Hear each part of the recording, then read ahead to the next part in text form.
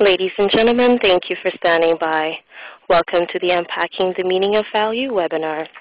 During the presentation, all participants will be in a listen-only mode. If you'd like to ask a question during the presentation, please use the chat feature located in the lower left corner of your screen. If you need to reach an operator at any time, please press *0. As a reminder, this conference is being recorded Thursday, July 19th, 2012. Silvana Blankova, BuzzBack's VP of Research. Silvana joined BuzzBack in 2006 and focuses on early-stage product development, packaging, and communications research. She is also an expert in BuzzBack's innovative enabling and projective techniques, fluent in 5 languages, and an experienced global researcher. She brings over 15 years of client-side experience. Please go ahead, ma'am. Hello, everyone, and welcome. First things first, unfortunately, my co-presenter and head of our European office, Martin Oxley, is stuck in jury duty, so he will not be able to join us today. But I will walk you through our study on value. And why value? Actually, value is something that you, your audience, came up with as we reached out to you with topics and themes for our next webinar. Our attempt was, to make it more relevant to everybody, and by 2/3 or more, value actually was the top name and theme that came through. And we think the reason for this is because it cuts across various categories, it cuts across various brands, and it's very topical. A lot of what we've been hearing over the past few years has been how value has become a lot more important to the consumer, and we were striving to better understand that. On the sidebar, actually, something that I find very noteworthy is that we also did a study on natural. And what was very interesting about that is that the opposite of natural, artificial, did not get a lot of attention. You can't barely see it here on my map. But the reason we think it's important is because when we've done a lot of work in this area, we find out that what something is just as important as what something isn't.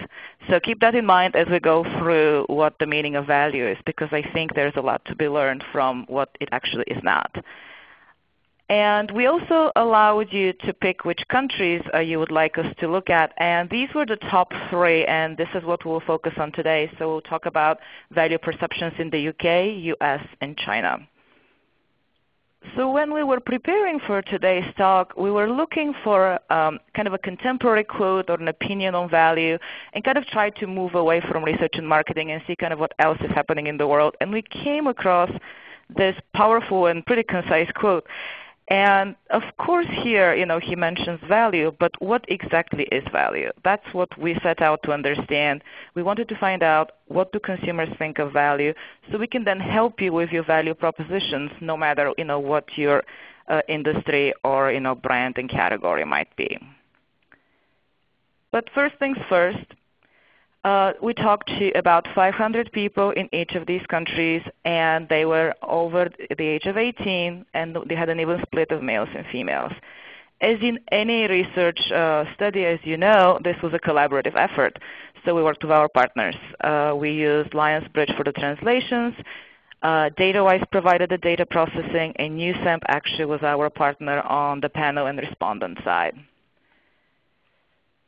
So what we're hoping to accomplish today? Well, we're hoping to help you understand the many dimensions of value.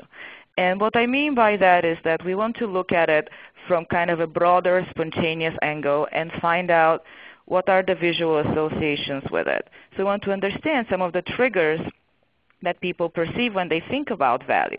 We also want to use some projective and enabling techniques to get beyond the surface of the direct feedback we typically get when people discuss value. But we also want to look at personality traits, some attributes. We also would like to understand what different categories contribute to value and how value perceptions change. And we did look at a number of categories like automotive, food and beverage, electronics, mobile phones, apparel, etc. And the question there really was, are the value perceptions different? And you'll see this later on, but the short answer really is yes. So to start with the visual cues, actually, we asked our respondents to create a collage with what they associate with value. And the reason for this was really to use imagery as catalysts and help them think more broader and also probably dig a little deeper into what they perceive in value rather than getting feedback of something like, well, value is important or value is good or I like getting good value. So I'll show you really quickly how this works. And we like using this because it really lends itself to every single market, so it's very easy for people from different cultures to understand and use. So what happens is they see a screen and they actually are able to move on to the screen and take a look at the set of images with the instructions for the question, which in this case was, what does value mean to you? And it's a simple exercise of drag and drop. They get about 100 images or so, and they can pick as many or as few as they like and arrange them in any way they prefer on the canvas. They can rotate, flip, but the whole idea here is that really they're able to pick the images that they think represent how they feel about value. And what we do after this is actually we feed back the image to them, and you give them the opportunity to describe for us why they have selected the images they have selected. And this is kind of where a lot of the richness comes in. So here is actually the set of images that we gave all of the respondents as cues to be able to react to. And you see here there is a huge range of images. That's the whole idea behind this.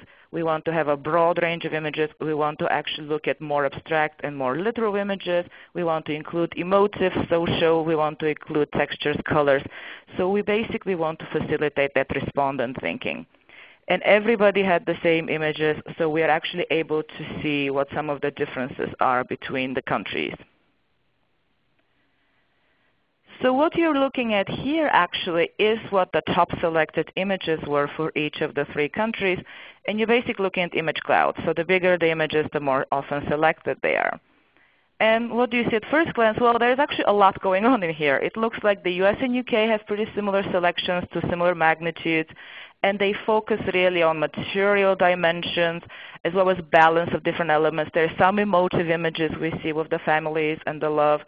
And in China, actually, we do see a stronger focus on things that are inner value related, like family, the environment, being at peace, being relaxed. And also there is a focus on the environment. So off the bat, we see that there is quite a few themes coming through in here. So we thought to ourselves, is there a way that we can actually look at what the different dimensions of value are by using these images and do this in a reliable and a statistically robust way, since we actually are able to see how many images were selected and we have a lot of people responding to the survey. So we ended up actually conducting a factor analysis. Very briefly, factor analysis is a statistical technique which looks at relationships among variables, in our case the images. And the idea here is to identify common dimensions or factors. So this is why we're trying to understand what are some of the common dimensions of value.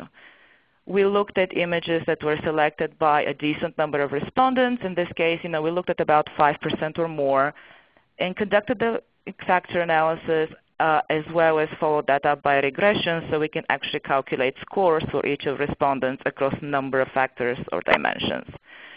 What we like actually in this approach is that it allows us to place respondents into multiple dimensions. So unlike a segmentation study, they're not actually pigeonholed in one dimension.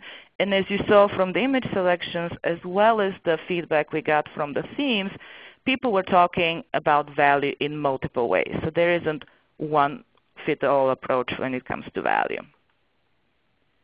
So what are some of the dimensions of value? We looked at it across the 3 countries, so each country got its own factor analysis, if you will. And for the US, we actually uncovered 4 main dimensions of value. The first one is what we call measured value. So what that is about is basically people looking at the process of finding value. Respondents were talking about weighing their all options, calculating all the inputs and outputs. They really wanted the best quality at the lowest price, and they were striving to find the balance between the two.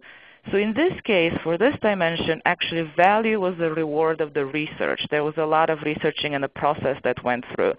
So if we're to use an analogy, it actually was the journey. Journey was the reward rather than the destination. Now, the second dimension, just